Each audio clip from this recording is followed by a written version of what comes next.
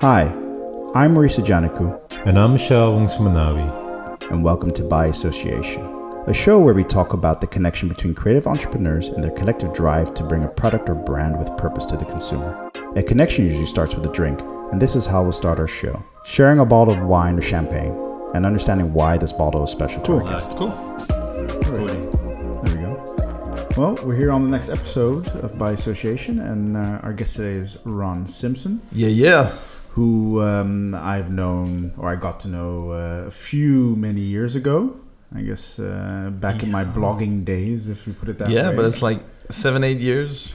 7-8 years, and I think the thing that brought us together was our birthdays. This right? is true. Yeah. I think our birthdays are on the exact same day. Yeah, August 15th. Yes. Okay, I was about to... No, our birthdays are on the same day, so and I think even the same year. Yeah, 1980, right? 1984, bro. No, okay, wait, you were younger. Okay, that's it. You know they say black don't crack, right? So that's true, yeah. 84 for me too. No wrinkles here. No, perfect. So I know Ron for a while, and it's by association, and that's how I got to know him. And Ron, just give us a small introduction about yourself. So my name is Ron Simpson. I live in Amsterdam. I have an English father and an Israeli mother. So we moved here. I was born in Israel, actually. I was a very creative kid that grew up to study a whole bunch of stuff I never used again in my life. There's nothing wrong with that. There's nothing wrong with that at all. I'm one of those kids too. Exactly. So I discovered I was creative quite early, and that sort of very, very creative and very social, and that shaped who I was. So I took it step by step, and now I'm 36. And a few companies later, I still own a creative agency. I'm one of the co-founders of the Avocado Show, which is a cool restaurant brand that we love, and done tons and tons of things, and I'm a very happy person at this moment. That's a good thing. And tons of things. How do you describe what you do then? What's funny? Actually, I always thought that my resume didn't make sense. I was always trying to explain people like I literally did it all, man. I used to. I had like a radio show. I had a job writing like company slogans. My first company was called Hulk Slogan. So that was weird. And, I've been a popcorn baker, and I presented stuff on TV, and I've been an artist manager, but I've also been part of quite a large international DJ formation, and I've been a host of a lot of parties, and I had my own event company for years, and we've done anything from club nights to festivals, and I wrote books, and it doesn't make sense if you look at it one by one, mm-hmm. But actually if you add everything up, it's always been creative storytelling. And so even when the actual first and only job I ever had was with Bacardi, and I started out as a brand ambassador, literally telling their story. Mm-hmm. And then later on, I became their digital manager for all brands. And that's when I actually started writing stories and started creating stories. And all in all, if you just look at that, and later with the agencies that I had, that's what I did. So you have managers of artists or brand managers or whatever that are very good at doing business, right? Yeah. They just do numbers and stuff.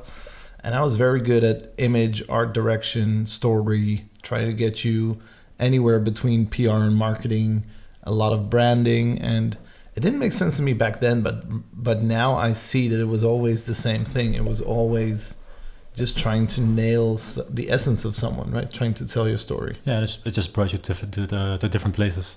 Yeah, and so I did that for a lot of brands and a lot of people. And then finally I did it for myself, and I started creating my own brands to do it for. And mm-hmm. That's the evolution. But I've done like 400 campaigns. Cool. Well, we always start the show with a drink. The drink here is cooling down. Yeah, you've been out and about, but I mean, if you could tell us what the bottle is you have with us, and a story about it, why you brought that here today. Of course, yeah. The champagne's on ice, right? I bought a bottle of Moët & Chandon. It's the 150th anniversary bottle, and it has a few reasons. First of all, I love the fact that someone linked a drink to celebration. Mm-hmm.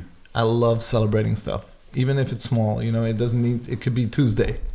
that for me could be a reason to celebrate. And drinking as such, I'm not a really big drinker anymore. Like when I was still in the party scene, I used to drink a lot, but now I drink selectively. And when I drink, I like to drink something with and for a reason. And I love the fact that bringing champagne anywhere automatically means celebrating. Mm-hmm. And it doesn't matter if it's two people, if it's a podcast, or if it's a birthday. You know what I mean? Yeah. Everything works. And the other thing is, like, now I'm of an age where I used to get a lot of exclusive stuff, especially when I used to work for Bacardi and stuff. That I had like these super rare bottles, you know, hand crafted by the left hand of the rum blender in 1946 or something. And so after a while, it was weird because this thing had a story, and then I would look at like my drink cabinet or my house, and I had all these bottles that were super special, and I wouldn't touch them. And I was like, I'm pretty sure that's not the message, right? Yeah, exactly. I'm pretty sure you should actually open these things. And so now I use champagne as every excuse to celebrate everything, and I find excuses to open really rare bottles of stuff. And so this is a little bit of both. So this is an anniversary bottle, and it's champagne, and it's a simple celebration because I'm reunited with my friends again. I haven't seen you in a long time, and we're celebrating the 4th episode. And we're celebrating the 4th episode. You know, we're celebrating the fact that I'm in Rotterdam. I miss the city, and it's cool. So yeah, all in all, that together. Should we chill a bit longer, or you think? I would. Yeah, it's been in the chill car. a bit longer. We'll open it up. We'll open up towards it's coming. The middle. It's we'll open it in this episode. Don't worry. Definitely. It's all good. Perfect. So what I saw is when I looked at you up online, I saw you were quite active, and then hearing you now, it's true. You're active. What are all the things that you do and you're into right now?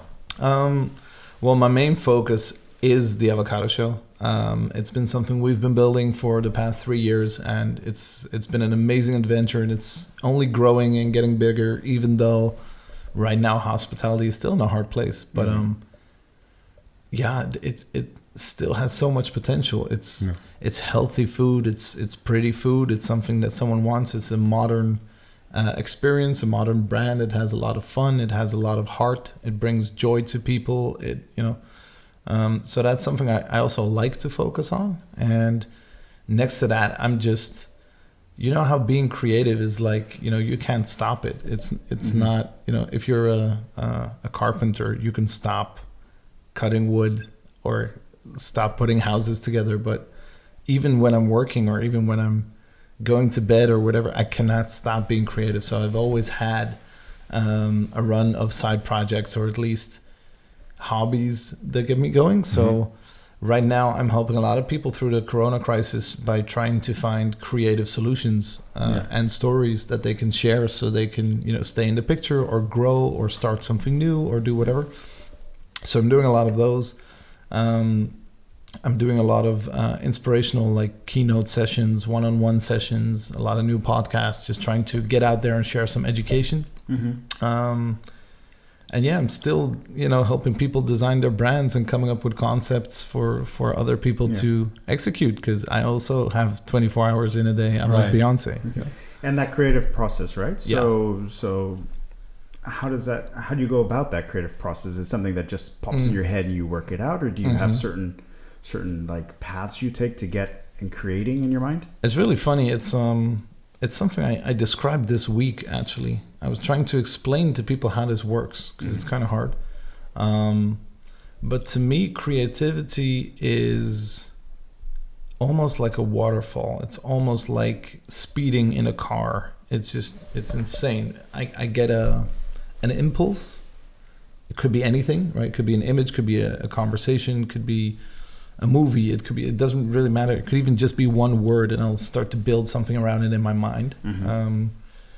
I think that's also the major difference between me being creative when I was younger and me being creative now, is that when I was younger, I would just yell out everything that came up in my mind. I would say, oh, we could do this and this and this and this and this and also this and also that. And then I couldn't sleep. And I would say, next morning I would be this too. And, now I learned how to curate all of these impulses and how to discover what's worth the most and how I can make a very clear, simple concept for everyone to understand in the least amount of words. I used to be able to write a book on every idea I had, and now I try to write, 4 sentences, hopefully 4 words if I have the choice. Yeah. So it's in the simplicity of things. So the simpler you can make it and the easier people understand it. One of my favorite quotes in the world is, if I had more time, I would have written you a shorter letter. Because you get to the point, right? Imagine being able to only say stuff that matters. That's the level I want to reach. That's where I want to go. So when I'm creative, I know that every little, every thought, every word, everything counts towards the bigger picture, but the bigger picture should only be a few words. And that's the hard part, man. But that's how people do understand eventually what it is. Sorry, we got some technical difficulties. I think, the smaller you can make the idea, the simpler it is, the stronger it is. And the more people understand what you're actually doing and you can repeat it. And I think that's the hardest part. Like, how do you turn the waterfall of impulses into a single drop of water? So that's how you choose your best idea, by minimalizing it. Or actually, yeah, like I always test it. So I literally have 1 or 2 ideas that have legs a day. It could be anything. And a lot of things are also not for me. Like, I can think of ideas that have nothing to do with me. I'm not a big sports guy or something, whatever. I could still have a sports idea. And I try to explain it to my friends. I'm always trying to give them, impulses and a little bit of education or whatever, just share some fun or whatever. And you notice that the first time you start talking about things, you're super enthusiastic and you're all over the place, right? And it takes you like 20 minutes to explain. And even when I was back, when I was like 25, you could find me in the club, and then I was doing like 19 projects at the same time. And someone walks up to you and say, hey man, so what do you do? And then I would, give them a TED talk. It was like, yeah, I'm Ron and I do this and that and that and that and this and also a little bit of that and blah, blah, blah, blah, blah, blah, blah, blah, blah. And now, it's really hard. If try to explain yourself in 2 words, 1 word. Yes. How do you catch that? So you need skills to do that. And I think it's the same with good ideas. I think it's really hard to make a resume of an idea, like make a what do you call a beer filter in English? That's a good one. Beer coaster. A coaster, yeah, right, exactly. So I try to make every idea fit a coaster, because if it doesn't, then no one can repeat what you said. Yeah. And so that's how I deal with creativity. And what was that idea on the coaster that led you to the Avocado Show? Actually, very simple. The idea of a mono restaurant is really simple. It's just a place where you make everything around one ingredient. The most common version of it is when they create one dish, like a burger place, right? Yeah. But there is also the version that we have, which could also be translated to like a garlic restaurant or a truffle restaurant. So it keeps your options really open, but you use one thing. It's just not one dish. So it's like one ingredient. So the idea was, okay, we want a mono restaurant. We want it to be more appealing. Like, when I was a kid, I used to buy these simple ice creams with the cone and the white ice cream in it, right? Yeah. That was that.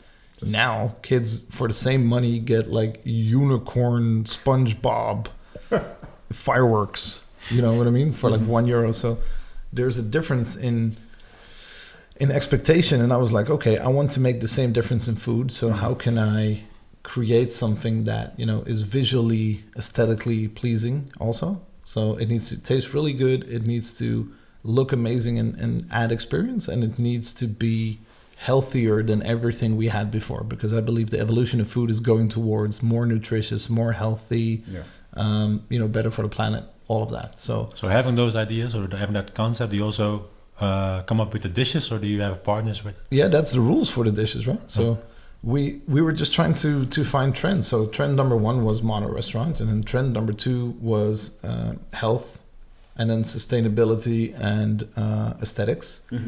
And then we found out that there's it's a multi-billion-dollar industry. So there's the avocado industry. The avocado in general, yeah. So there's like a hundreds of millions of people already eating this. And it was like, everyone said like, oh yeah, it's a hype, it's a trend. Yeah, maybe in Europe, but it's like Aztec culture in South America, you know what I mean? So put those together, we were like, okay, so there's this huge fan base and user group that we see that already exists. Yeah. And then there's the fact that mono restaurants just really work because they're super clear in communication. I feel like a hamburger. Go to a hamburger place. You know, I feel like a salad. Go to a salad place. It's easy. And then there was, the whole new experience, the whole internet food kind of thing. And so if we had to put it on a coaster, it would be, we want to create a mono restaurant based on the avocado to bring joy to the fan base of avocado lovers. That looks amazing, tastes really good, is sustainable, and adds to the experience of nutritious food and healthy food. That's it. That fits on a coaster. Because the surprising part was, I'd suspect, how you worked with the avocado. Because I saw these dishes, I saw these visuals, and I'm like, oh my god, is that an avocado?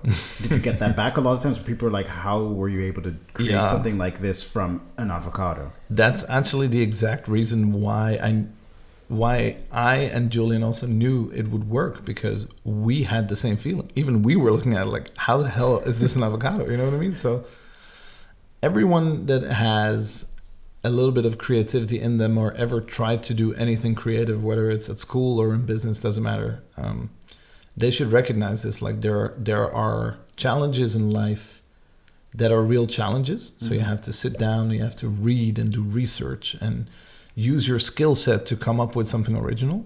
And then there are also certain ideas that you sit down and the thing just writes itself. Everything is right. Yeah. So the Avocado Show is one of those. We just went to my office and told the creative team, like, okay, you have 1 hour. Show me what it looks like. Stop whatever you're doing. Spend 60 minutes. What would an avocado restaurant look like, sound like? I want colors, I want mood boards, I want names, I want everything. Absolutely everything that came back within 60 minutes, I think shaped about 95% of our brand, because it was right the first time. It was perfect the first time. Yeah.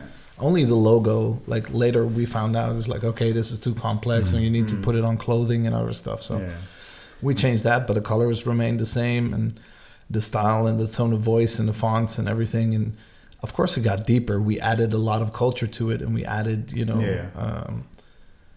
better missions and visions and these type of things. But actually the core idea translated itself into a brand organically. And that's why that's why I'm listening, because you're describing a brand, not a restaurant. We never designed a restaurant. Exactly. Yeah. So I think, is that where a lot of restaurateurs or people who are trying to start a restaurant is, they're focused on starting a restaurant and not a brand? And that's great. Yeah. I think that's great. Yeah, like listen, the biggest difference is we are not restaurant people. We are now, but we weren't. And so in this modern world, you don't have to be, cum laude in studying whatever you want to open. No. Like if you are a creative person but you never studied that, you could still open an idea factory if you wanted to. Exactly. And we were like, okay, so we know about food, we know about experience, we know about events, we know things. We're not chefs, and we're not, we don't run restaurants or anything, but technically I can hire a chef, right? And I can hire, restaurant management, and then give them the tools that we have. So I think it's much easier to build a brand and find HoReCa or like restaurant hospitality staff than it is to start a restaurant and find creative staff. That's way harder. So We just had the luck of doing that, but I love the fact that there are multiple reasons to start a restaurant. I love the fact that there's this chef, you know, who's been making food for 10 years, dreams of his own place, and then opens it. I love that, you know, and that is what it is, and that is exactly what it should be. And their dream is to have their own place, their one place where they can do their magic. You know what I mean? Our idea was conceptual. It was like, okay, why don't we create a place where people who like this get the best of it? It's basically Disneyland for avocados, right? So, yeah. And we already quite early on discovered that this could work in Amsterdam, but it could work in London, in Paris, in Madrid, in Barca, in New York, in Tokyo, anywhere you want it. So, but how did you discover that? Because of the reaction of people worldwide. Like our content went super viral, and the reason it did is because the whole world, every country has a whole big, gigantic group of people who love avocados. And so if the target group is everywhere, the product works everywhere. And so if you make it a brand, which means it's recognizable, it has an identity, it's something people remember, and it's a story that they can repeat and tell. That to me is sort of a brand, right? And that made... And was your choice to choosing an avocado for your mono brand food, let's say, was that part of that you looked at what's happening globally, culturally? This is kind of, or... It was the sub-layer, I guess. The first thing we did was just check out what we were eating ourselves. Like, you know, what do you eat every week? And we're like, okay, the mozzarella show. But funnily enough, did that go through first round mozzarella show, or did that not yeah, we were discussing like, would a mozzarella place work? Would an egg place work? Would a, you know? And actually, a friend of mine opened Œuf, which is, you know, the same idea, but with eggs, and it works. You know what I mean? So it's just about clarity. I think mono restaurants give clarity, and if you then execute it properly and you have a big user fan base, then why not? You know. And this philosophy with the mono restaurant focusing on one thing, does that carry on into other creative projects you do? Absolutely. I think it's a lot of people zoom in on that whole mono thing. But for me, it's about clarity. Okay, clarity part. And actually, if you take it a level up, it's about self-explanatory. That's my word. I love stuff that's self-explanatory. Like, I don't mind people being curious or asking questions or doing all of that. That's, you know, that's fine, and that's normal and cool. But I love the fact that if you can look at something and just understand it immediately, that's power, man. That's like, that's less is more. That's perfection to me. Is like, if it hits immediately, if you immediately know what it does. Yeah. So, are there examples, inspirations out there where you say, you know, that's really... Well, just look at our name, right? We could have called it Good Fats or The Green Machine or whatever. And then I would still have to explain to you it's an avocado restaurant. Yeah. That serves pretty healthy food that's styled spectacularly, right? Or you hear about a restaurant called The Avocado Show. What do you think that we do? You have a show of avocados. Exactly. So, you know... I always found it funny. I came from this, you know, generation where when I started working professionally, people were giving everything bullshit names, right? Like there were restaurants called, I don't know, Zenith or something, which is a cool name. But why is it called that? You know what I mean? Or like Thor's Garden. Like, okay, what does that mean though? You know? What were they serving at Thor's Garden? I don't know, man. Like... I don't know, something that tastes like thunder, I hope. Like, but you know, and that was kind of cool. But we were, you know, the 2000s were that. It was like you create these over the top brands and everything. You know, it was just weird. And then we calmed down a little bit later, and we're back into, you know, a little bit normal, a little bit more homey, a little bit simpler kind of stuff, which fits the persona a little bit more. And so, yeah, I like that. I like the fact that things explain themselves, or at least reveal a little bit of the story, like Butcher's Daughter, or you know what I mean? Like, And about the story, so, you know, when I was following you launching Avocado Show, I also saw you going into, you could say, more the story of the avocado, right? The purpose behind the whole kind of way an avocado gets produced and so on. Yeah. Did you find it necessary to tell that story? Absolutely, yeah. Well, I guess in anything, if I'm involved in a project, I want to know everything about it, and that means the good, the bad, and the ugly, right? So the thing was, when we started, we got standing ovations all over the world. Everyone was like, "Wow, this is amazing! This looks amazing! This is great!" Blah blah. And then a few weeks later, when the applause calms down, people start also asking real questions, especially in countries and places where the avocado has existed longer, right? They're like, hey, what about water? What about sustainability? What about this and that? And we're like, hey, we can't just show flashy pictures all the time. We need to understand what's going on, and what's the best way to understand things. Like, go and look for yourself. So we made a documentary called The Future's Green, together with our supply chain, to just do some research about where do our avocados come from, and what is the technique used, what is the future of this thing, is this evolving, is it getting better, is it and so that's what we did, and that's why we fully believe and are very, very positive about the situation we're in and the supply chain we work with, and the supplier as well. And we try to show them how we see the future, and they show us what is possible and at what speed it can move, and all these improvements. And it's impossible to be sustainable, period, like absolute.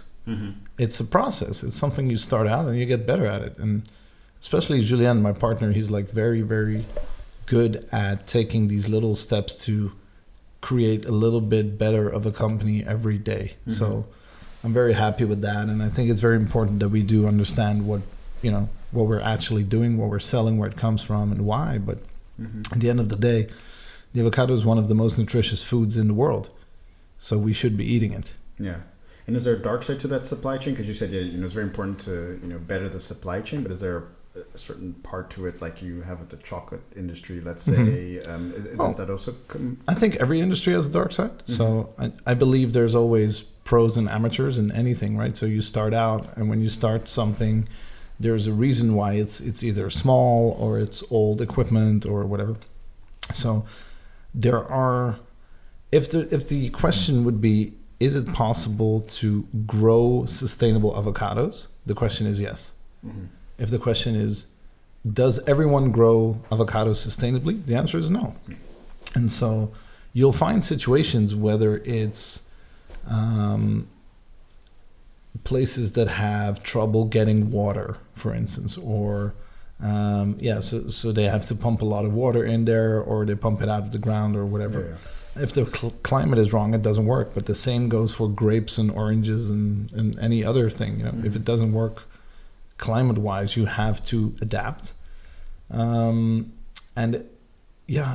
Way back in the day, especially when they didn't really understand how the ripeness of avocados worked or whatever, or the demand was growing explosively, they would fly in by plane or do all this kind of stuff. But technically, it's not needed. No. If you are a giant or a captain in this industry and you plan your logistics well and you really invest in that, you get you put your farms in the places that have the right climate. You use the right tools and techniques to do it sustainably and safely, and probably electrically by now. And you could do transport by boat, and probably 10 to 20 years from now, I'm guessing Europe will have a large part of their own supply. They don't have to get it from South America anymore, et cetera, et cetera, et cetera. But it's not something that you solve overnight. So the most important thing for us is the supply chain we work with, and the people we work with are doing an amazing job. We really stand behind them, and they are the future of the world, or at least our world. And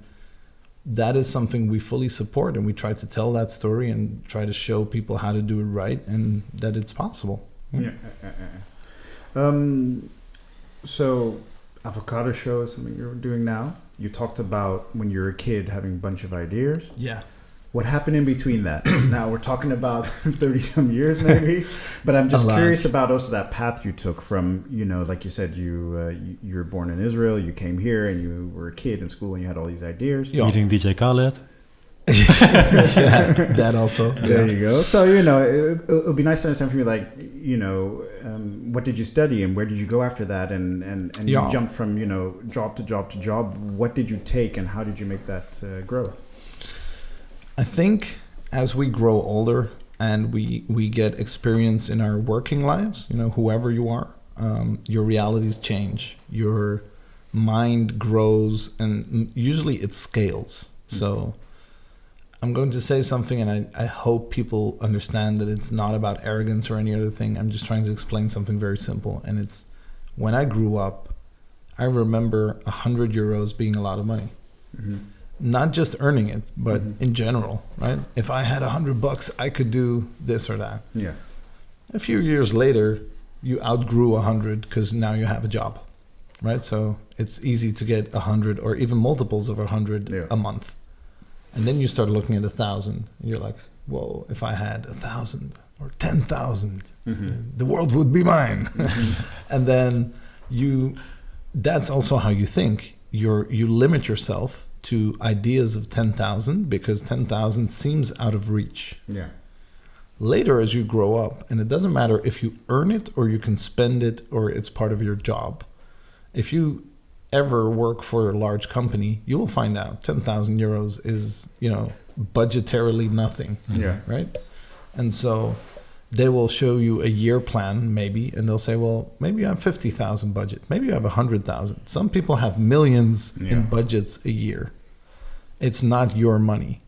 And that's fine. But it is your scale it's now. It's a new reality. Yeah. And so you're allowed to think in any scale you want, but at that point, you are realistically comfortable in thinking in that new scale. And so that grows. And after a while, 10,000 becomes 100,000, 100,000 becomes 1 million.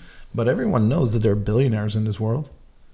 And so to me, 1 billion is still super out of reach. I don't necessarily catch myself thinking in $1 billion plans yet, right? But I have seen people around me, and I've seen my business also scale into something that is, doing million. 1 million is not something I'm afraid of anymore, or that is unreachable. You know what I mean? It's like budgetarily that's doable with the right investors and whatever you're doing. So if you ask me what I've been doing the past 30 years, I think I've been scaling up my mindset to get to a point where I can dream big, think big, and make reality as big as I dream it. And you do that in baby steps. Like the first party I did was a small party, or not even actually. I was part of a group that did parties, right? So you have like 200 euro risk, and you make like $50. Split between 50. Exactly, you know what I mean? Like no one's making anything, but that's fine, and that's how you put something together. And later, when you start doing a little bit larger events, the amateurs step out and you're left with like 2-3 people or whatever who want to do it professionally, right? And take the risk. And then they're like, okay, well, you have to put 1,000 euros in or 5,000 euros in, I don't know, whatever. And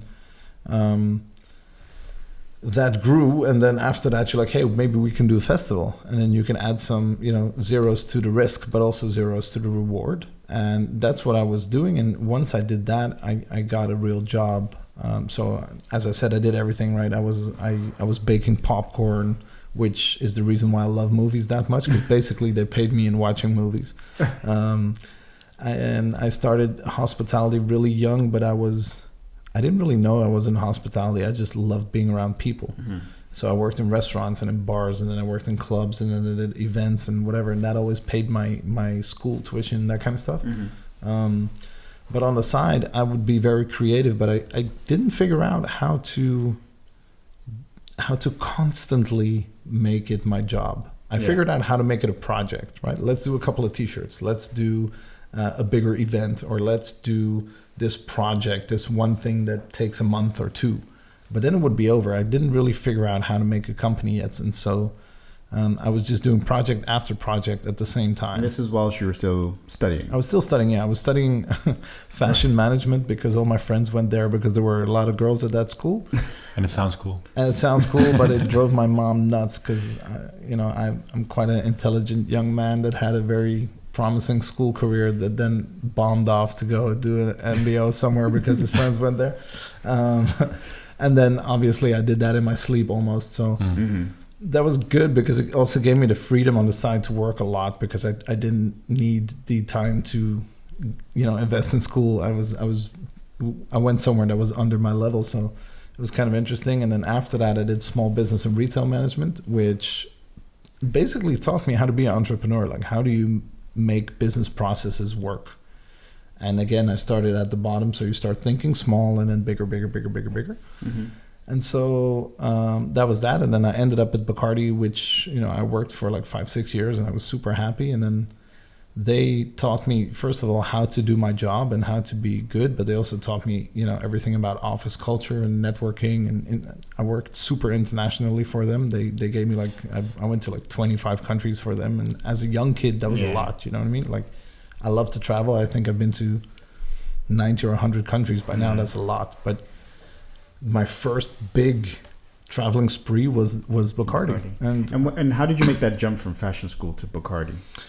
Well, those two actually weren't connected at all. Mm-hmm. The thing was, and that was kind of funny, I used to work in a club, and the owner was a big artist manager. And he had this big artist management company as well. Mm-hmm. And so at a young age, he really liked me and I liked him, and we were sort of on a friendly basis. And he felt very comfortable of having me around his clients. He knew that if he would invite his clients, who were also like super VIP at that time, I wouldn't bother them, you know what I mean? And we were just doing fine.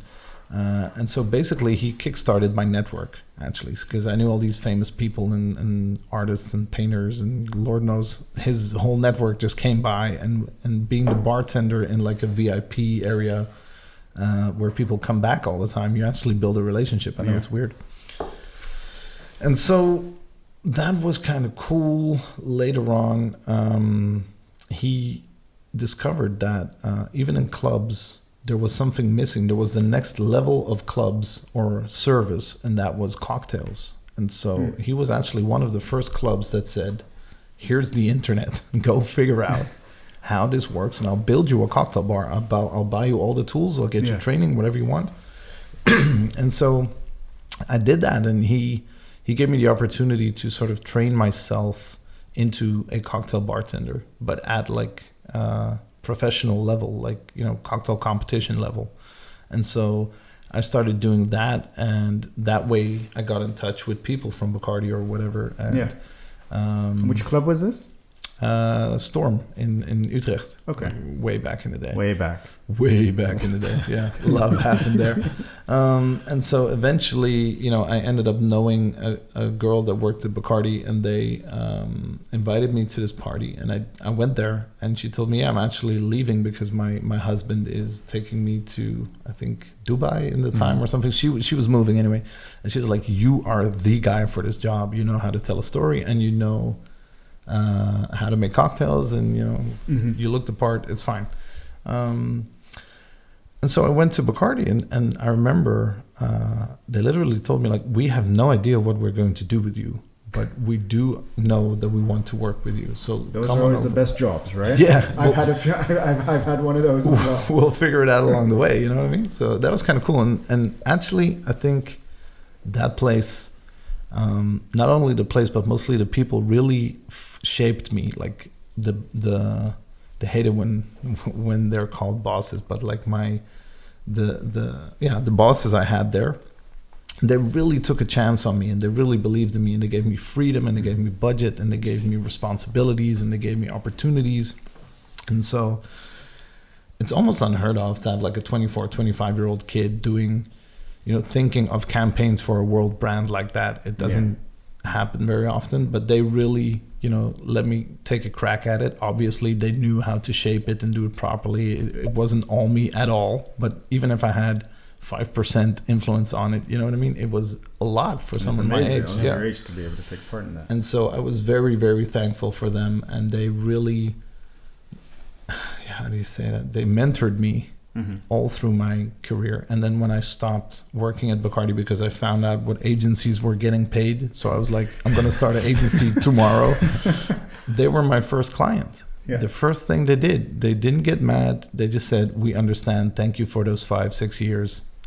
Now help us out. Let's do it the other way around. And they became my first client. And that jump from being employed to becoming your own boss, as you could say, or having your own agency. I mean, Was that a no-brainer? Was it frightening for you at first? Or No-brainer. Zero. Like you had the network. That was important. I had the network. That was one, but I was somewhere in between inspired and pissed off, man. I was like, okay, so I know what I'm earning and I know what I'm spending. And with all due respect, I was 9 out of 10 times I was better in creating campaigns or ideas than the agencies we were working with at that time.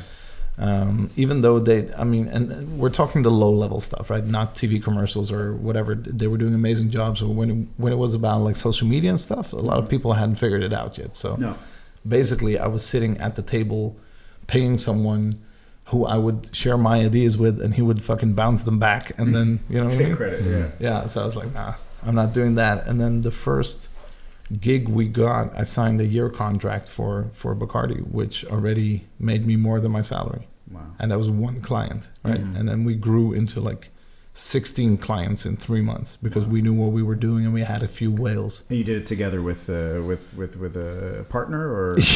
Yeah, well, I started out myself. I got a partner because, believe it or not, my music career sort of went off the chain, and I was touring and doing like these summer tours and flying from country to country and beach to beach to play music for kids. And then so music career, so singing or DJing?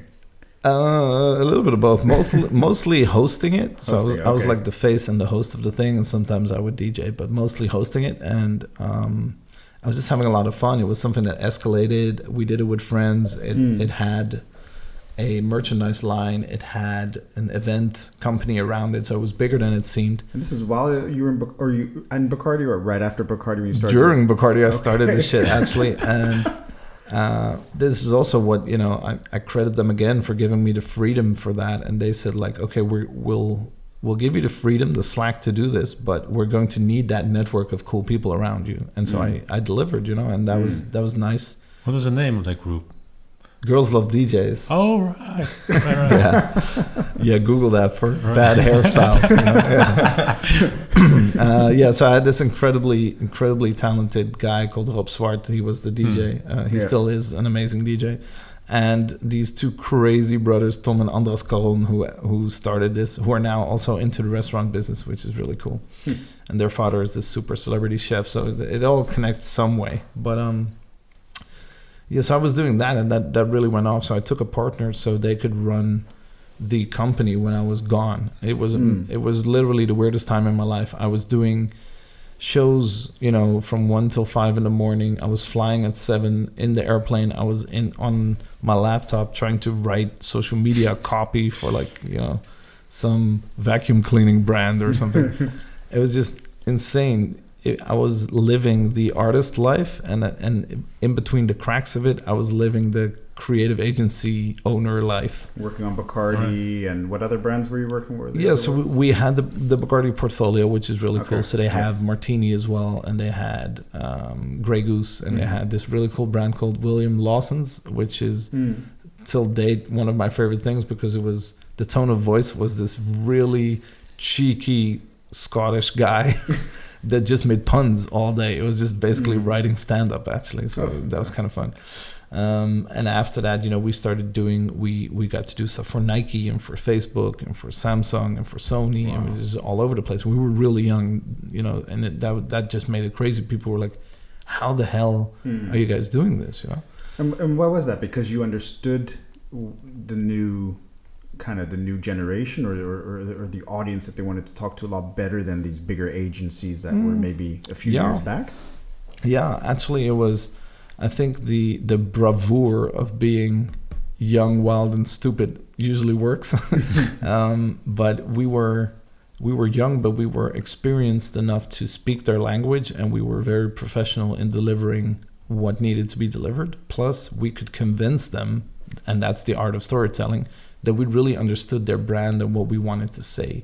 People tend to forget, because right now social media is crazy, but back in the day, I remember when Twitter didn't have images. Facebook was an update. A Facebook update was just text, copy, right? So this is the times we were living in. These guys didn't know what to do at all. And then, we had to convince them that it was a good idea to start shooting pictures and put it next to it because we thought it was the future, you know what I mean? So I think that was very good. And I think the other thing was having a whale like Bacardi or, some of these really big brands, it just opened the door for the rest. And I had the luck of when I was at Bacardi, brand managers mix and talk and you go to the same events and you sponsor each other's stuff and whatever. So I knew a lot of people in high places of really cool brands and they were like, oh, you're going independent? Well, we'll support you and we'll give you some chances. And so it's all again by association through your network. It is exactly by association. And this weird thing that the big companies, the big agencies, they weren't specialized in social media then. No. So they were like, oh, all right, kiddo, you do that. And then we'll just do print and TV. You know what I mean? Like, we'll do the big stuff. I was like, yo, you do that. And then I'll just work on the future. Okay. Yeah. And so, they weren't threatened at all at that point. They were later, but they weren't when we started. And that's how we grew so quickly. And there weren't a lot of players either. So if you did something right and you could prove it and you could actually build a case and show it, then you would get, people lined up just to work with us. Yeah. Oh, great. And so for how many years did you do that? How many years did you have your agency? And what was the name of the agency? The agency was called Don't Say Nothing. Don't Say Nothing. Yeah. And that was based, actually, it's an Anthony Burrell quote, who I love. And it was based on the fact that also at certain companies I worked for and with, they would come to me and they say, well, I want you to post twice a day. I'm like, okay, what are we sharing? You know what I mean? Yeah. Like, what are we doing? And then they were like, we don't know, but you need to talk twice a day. I'm like, what am I saying? It doesn't matter. Just post twice a day. I'm like, okay, but if you don't say nothing, just only say something that has value. You know what I mean? So that's why I named the company after that. And 5 years later down the road, I was just in a situation where, trying to combine music and this company and everything together didn't really work out for me and my partner. We had different visions, where I wanted to take it into the entertainment world and he wanted to take it into the corporate world. And I was like, I don't want to sell diapers. I don't want to sell baby food. I don't want to sell any of that. And he was right. I mean, he just said, you know how much money that makes, for the company, and we can pay the staff and we can grow. And, he was right. So right there and then we decided to split up and I immediately opened a new agency. So I sold my part to him and then I opened 24K, which was a creative agency for brands and talents. And that was the new part. So that's when we started managing people's brands, but we started literally also managing people's brands. So artist management, image management, storytelling, social media accounts, quite big kind of stuff. And was there a difference between managing a brand and managing talent, or would you say it's the same thing because it's just bringing a brand forward? Obviously, there's the difference that there's no boardroom, so you have to convince one person. It's much easier. And brands usually have more money or are at least used to spending more budget on doing this kind of communication thing. It was very hard trying to explain to one person that they are now a company and they should spend an X amount of their income to marketing. It's really hard, especially if you're a big star or a big DJ making real money. Making real money, you're like, okay, if I make $100,000 a month, am I going to spend 10,000 on communication? Is that crazy or is that normal? Like for a brand, that's actually quite normal. But as a person, it was wild, right? So it's anywhere in between. I think we just had a lot of fun doing it because they discovered, like, we were doing a few people's accounts who were bigger than the biggest media accounts. They had larger channels than TV, you know what I mean? And so we showed them how to make a lot of money with that, and they were kind of happy. So and who were some of the talents or your first talent that you supported that you remember, or the one you had the most fun with? I mean, the one we had the most fun with, there would be two of them. Like Ahmed Akabi has always been my favorite one, because film star here in the Netherlands. Film star, but now he's also a producer and and creative behind, really big shows like Moco Mafia and other things. So when we met, I mean, we've been friends for a long time. We DJed together, we partied together, we laughed together, we worked together. He's a good guy. I love that guy. Yeah. And so that was a lot of fun because he was trying to transition from just being an actor into becoming way more of a creative. And I think he's done that excellently. I take my hat off to him, and I'm very thankful to be able to recognize that I was part of the early process of that, and that even when we split our ways, because I discovered the Avocado Show and we were doing that he made it, man. He made it happen. He took it to the level where it is now. So that's really cool. I always loved working with Lady B. Also, it's about people. She was a DJ earning also quite a lot of money, but she was just so much fun to work with. She had double X factor. Like, I met people that have the artist like swag kind of thing, but she had it twice over. Everyone wanted to be in a room with her. And that was super amazing to figure out. And she's such a sweet person, and she wanted to create music and bring out singles and do events and all this kind of stuff. So that was kind of dope. And we were also doing someone like Jelmer de Boer, who transitioned from being one of the first bloggers about food and fitness, and he wanted to become a writer and do way cooler stuff. So we could do that with him. And there's a lot of really big names that I really just don't want to drop because the one philosophy we also had, which I think is very interesting, is especially in those times, we wanted to make it seem like the artists did it themselves. Yeah. That was a big thing back then. So authenticness, yeah. Like you don't want to see our fingerprints. You don't want to know that some agency did it. You want to have the idea that actually the star came up with this themselves. And so we never signed any agreements about this or anything, but I just usually don't share the really big names because I You guys want to toast to not sharing the big names, or? Yeah, let's toast to not sharing big names. Yeah, I think it's very important that the fans recognize that the star can do some stuff themselves. Even finding the right agency is also a talent. You know what I mean? Well, I guess in the end, the star or the talent, the star also kind of has to lead you guys in the way he or she is thinking, and make sure. Yeah, you wish it works that way. No, that's not always true. That sounds like a dream client to me. Not all of them are like that. A lot of people just say, okay, yeah, just do your magic, do this and make it grow, and don't spend too much money. But yeah, some of them really, like, you want a hole in your ceiling, or you want me to pop this, or do you have like a saber maybe, or no saber, but you got no saber. Whatever you feel like. You want fuck it. There you go. Boom. Here we go. All right. Cheers, muchachos. Cheers. Here we go. Yeah, so I was always inspired by this other creative agency. Thank you very much. I think they were called The Audience. They were responsible for like the social media accounts of like Lady Gaga and Justin Bieber, like, really, really big accounts. And they inspired me because I was speaking to them and they profiled themselves as the black ops of social media marketing. And I was like, what does that mean? And they were like, do you, as a fan of Lady Gaga, would you ever want to realize that someone else built that account? No. Like, no, you don't. So that's the black ops. That's the black ops. I at that moment was so inspired that I figured, okay, that's what I want to do. I want to be the behind the scenes guy that makes it happen. And I want you to understand that I make it happen. Mm-hmm. I just don't want you to understand who. I want that mystic, that sort of enigma thing to exist. The magic of artists should be the magic of artists. Yeah. And,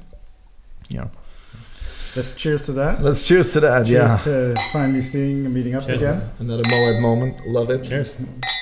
Thank you. Cheers, guys. Oh yeah. It's good. Pretty decent. That's pretty decent. No, good stuff. No, Moët is a great brand. Really put champagne on the map. Yeah, I went to I work a lot with Moet Chandon. I went to the original place in Champagne, like in France, and to the chateau, and I've been to almost everything that is possible to reach as a human that does not, have the surname that they have. And it's really amazing. It's not just the product, but it's the team and the locations and the history behind it. And I went to, I was invited to go and pick my own grapes. Oh, wow. And make a champagne there, which was really cool. And then we got to stay at the family's mansion. And that is so cool. They have like every single room, obviously has had bigger stars than me, right? But they remodeled every single room as a homage to the biggest, or not even the biggest, like probably the most memorable person that has stayed there. Oh, okay. And that was really dope. So you came into this like room, and they had pictures of the superstar or whoever it was that stayed in that place and why, and their role and their friendship with the family. And this is the kind of storytelling I live for, right? So you can put anyone in a really cool hotel room, but that doesn't matter. No. Even if you go to, I don't know, any 5-star thing in Paris, if you buy the biggest suite, superstars have stayed there. Yeah. But no one shares that story. And they shared that story in such a cool way. They literally had those people pick out the wallpaper and do all these things. And if I go back now, will there be a room that you? Nah, if I ever get an honorable mention, they'll give me a cellar.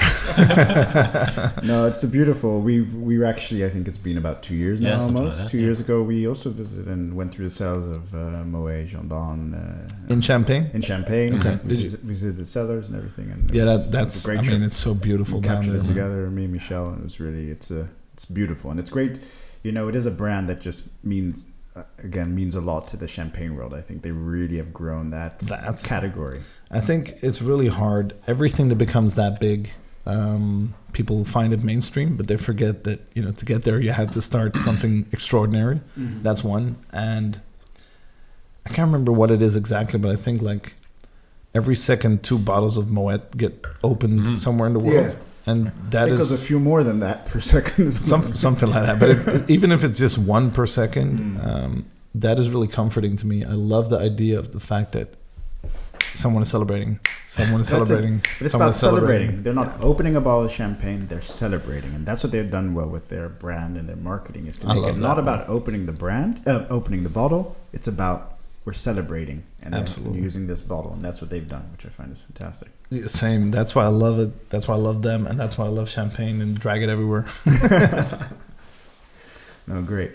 So you had 2K. You started to you started to work with talent. And then you grew it, of course, to a bigger business.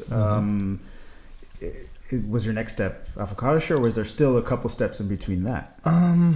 I think another thing that really had a lot of influence on me was the fact that I got to work with Red Bull, and not on a simple project, but like for years. And their culture department, which, shout out to Munir and Tess. Those guys are amazing. We actually did a really cool event here in Rotterdam also, called Culture Clash, which is one of the biggest projects I ever worked on. And I think that was, for me, another opportunity to work with this huge brand, with this whale of a thing. And people knew I was working for Red Bull, and that opened so many doors. And they let me into working with them on anything from the music studio to their influencer program, their events and sponsorship programs. And, they really opened up the horizon for me, and obviously we delivered, but it was still a very good opportunity, and it was very cool to see. So I think that took a few years. I think that was very nice. And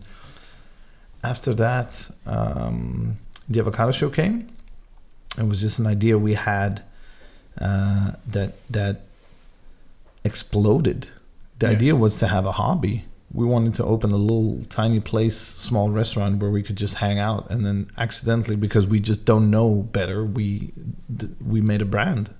We don't know how to do anything else. So and did your personal network play a role in that growth and that explosion? A lot of people ask me that question.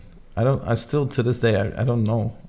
I think it would be very arrogant to say yes, but at the same time, I know that my network is, powerful and can kickstart something. But I think the real star of this story was the avocado. So the fact that there were, hundreds of millions of people who love avocados and there was not a single avocado restaurant, that is real news. So the fact that that goes viral is kind of logical. But on the same hand, Julian has a network, I have a network. When we put the first message out, it got picked up by a few blogs and then like a few newspapers and whatever, because they were in our network. So the first, let's say, baby steps, yes, those came from our network, and the rest was just done by a superstar called the Avocado. Exactly. I mean, the food had to be great, the atmosphere had to be great, because if it wasn't, people would walk straight out again, right? But all of that stuff didn't exist yet. No. So when we came out, it was just a Facebook post, and the Facebook post got picked up by people in our Facebook network, right? So like a blogger, and then it went to the newspapers, and then it went to the TV, and then it went to Belgium, and then to France, and then to Europe, and then to, that's how it rolled. But so the first baby steps, those were our friends. But the fact that it went viral and people copied these messages, and that's because the avocado was so popular itself. It had nothing to do with us anymore. And the concept was unique, I need to say. Exactly. It was real news. It was a space that, of course, it was a space that wasn't filled yet. So, of course, then you have a lot more eyes looking at you, and exactly, it spreads that way as well. And actually, the greatest thing coming out of that is this being creative thing. We've discussed it a lot. It's not something you can turn off. It's something that evolves, and you either are or you aren't, and it can be as giving as it can be annoying, right? It's a gift and a curse sometimes. But it took me a lot of years to figure out, or at least maneuver myself into a position where I knew exactly what I'm worth. I know exactly what I'm good at, which also means I know exactly what I'm not good at. And my mission in life is to find a way where I can just contribute by doing what I'm really good at, what I want to show and share with the world, and do the least amount possible of stuff that I'm not good at. I understand that it comes with a territory, you have to. But utopia for me would be, can I be theoretically creative all the time and find someone who's executionally creative all the time? And that would be a killer combination. And you're still looking for that?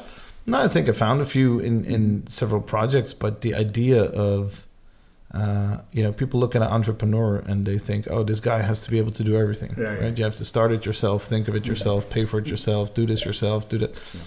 Like, to me, I love working in I don't like really big teams, but I like SWAT teams. I like working in a group where everyone is really good at what they do, just really specialists. You know what I mean? Yeah, but all those huge companies, the Amazons, whatever, they didn't grow only because of him. They grew because of everyone around them. It's a team. It's always a team effort. But you have to pick the right people. Yeah, but you also have to know yourself, and you have to explain yourself, and you have to defend yourself, because it's not always as easy, right? No. Usually you have to, it comes over the wrong way if you say like, I just want to be creative all the time and think of new stuff, and I don't want to do anything that's, that just sounds wrong. While actually what you're trying to say is, my strongest card is coming up with creative new things that help this company. Yeah. I want to spend time on that. That is what I always wanted to say. But it always came out wrong with, I don't want to do this. And I don't want to do that. So I found out, first of all, it's not that I don't want to do it. I've done it. I've done every single role in every company almost that I had. It's just the fact that every time I do that, I'm like, oh, wow, someone else can do this much better than I can. And they cannot outshine me on the creative part. So why are we doing it this way? Yeah. It just felt unnatural to me. So there will always be, some stuff out of your comfort zone or out of your skill set that you will always have to do. And that's part of being an entrepreneur. And I love that as well. But my goal every year is to get the highest percentage of being allowed and able to be creative. Cool. And so Ron, what's next? You must have, I think in this 1 hour of our conversation, you must have had about creative idea second, just like the ball. So I mean, you know, what's next for you? What is that one thing you still want to achieve, or what is that you're, you know, trying to get to? Honestly, I think there are two things that I'm really trying to get to. The one topic we haven't really discussed is inspiration and education. Mm-hmm. So I'm in a blessed position where the Avocado Show, but also me as a person, are being asked to, you know, share our story on stage or in podcasts or whatever quite often. In a way that, like for the Avocado Show, we literally developed that. So it is a keynote. It is a story that has been professionally put together. And so we can share as much as we can and inspire a lot of people. We do that on big stages and big places, and I think that's very cool. Me as a person do that even more often, I think. And that is something I want to do for life. Mm-hmm. That is something I want to grow in. And the funny thing is, I don't think I'm a better creative than when I was at 16. I just think I'm better at the politics of it. And I earned a few stripes along the way, and that opened some doors for me, you know what I mean? But I could, the same energy and the same stories almost could have come out when I was 17. But now I'm like, okay, so now I'm in a position where people accept me for who I am. And I want to inspire, I want to share, I want to educate, I want to co-create, I want to do all of these things. So one of those things for me is I want to do more inspirational talking, more educational things, more events and that kind of thing. So that's next. And the other thing is, I think everyone has their specialism. Mine is I'm really quick when it comes to finding the right pieces of the puzzle and putting them together into a concept. That is what I do. I'm like very strong in logic, and I can connect dots.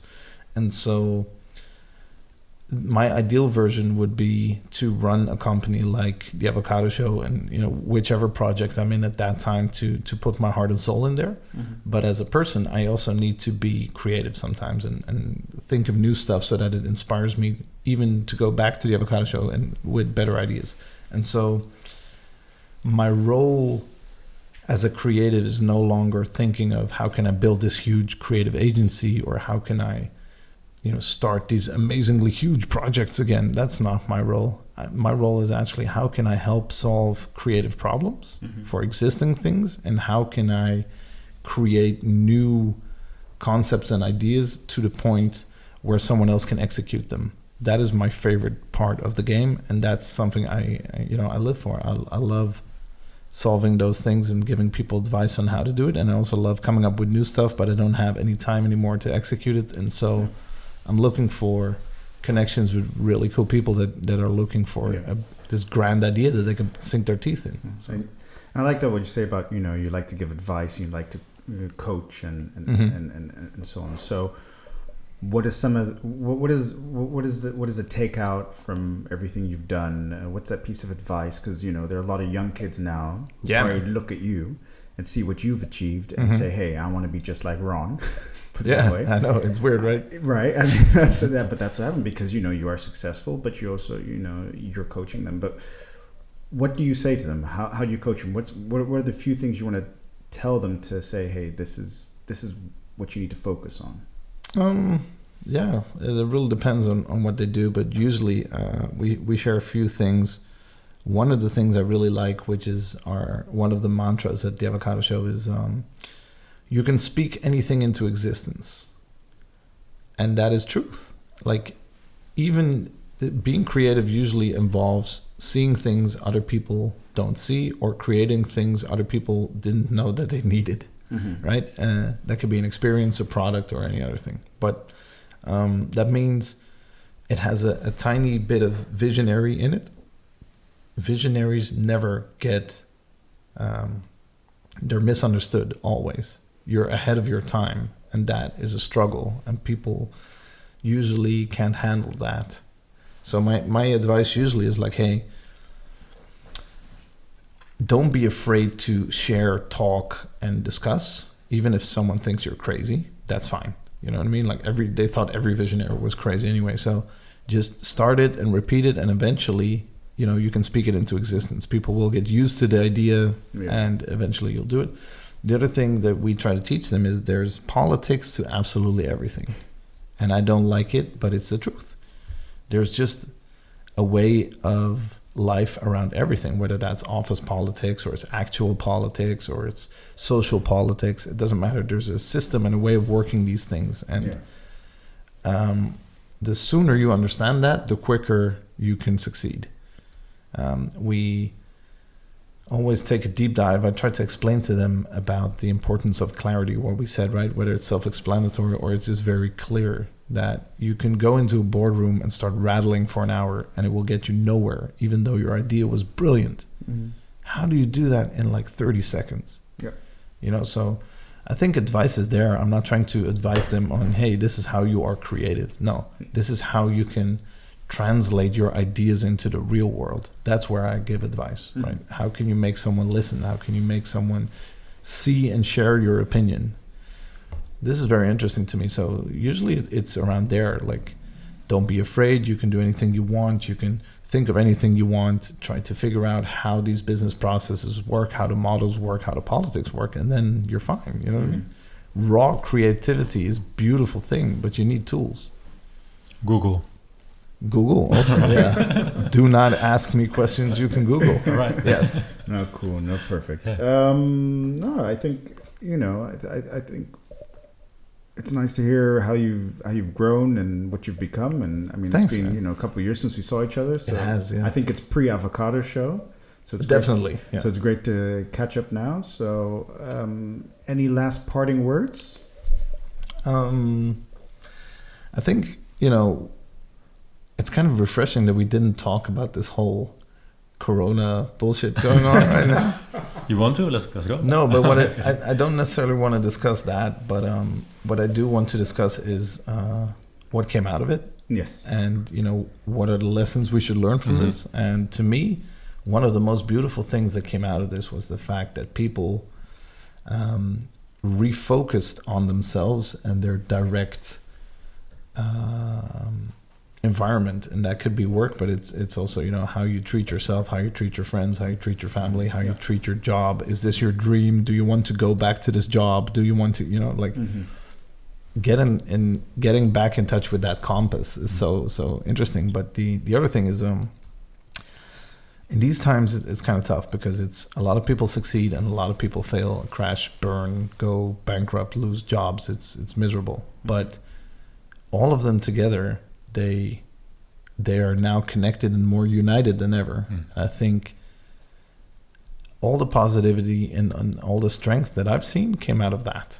So if I can leave someone with any type of thing, it's like, hey, just see how much positive energy comes out of talking to each other, helping each other, teaching each other, being open and honest about things, and trying to make the best out of situations instead of trying to make money. Only money doesn't make happy. The rest does. And you can be as successful as you want, but success is not just a paycheck. I think it's about being good at everything, winning at everything. That makes it so interesting. It's not about the dollar amount that's on the paycheck. It's just no. I mean, it really helps. Don't get me wrong. You could have survived the situation easily, but balance. I think not just balance, effort. Like it's. I'm really happy with the amount of co-creation, communication, and like more deeper relationships that I've had since this whole. Would you say people are communicating a lot more now? Of course, you have more time. Everyone that says, "Yeah, I'm so busy," no, you're not, and I know you're not. So, you know what I mean? Like, it's that people are cutting out stupid stuff like. Traveling to work or whatever. If you work from home and you used to travel half an hour, it's an hour a day you get back. That's 7 hours a week. You could do a lot of that. You know what I mean? It's more time with your kids, your family even, and that adds to it. So on everything you have more time and you invest more into deeper relationships and stuff you care about. Now, I mean, we want everyone to stay at home, right? And you only go out to do things that are very important to you. Yeah. Could you imagine if that was your normal mind state? It'd be fantastic. you would just fill your time with things and people and processes and places that are important to you. Like, do that. Yeah. You know what I mean? Take that out of this whole situation. Learn how to read yourself. Learn how to appreciate the actual value of your time and do it properly. That's what I want to leave you with. Perfect. Thank you very much for taking part in our podcast. Hey, my pleasure, man. It is a pleasure to see you again. Thanks for coming to Rotterdam, by the way, also. Yes. That's my pleasure too, man. Getting some from Amsterdam to Rotterdam isn't easy, but... No, it is, actually. I have a lot of good friends here, and the food's amazing, so... Perfect. There you go. Cool. No, thank you very much, Ron, and I'll see you soon. Good luck with the show. Thanks a lot.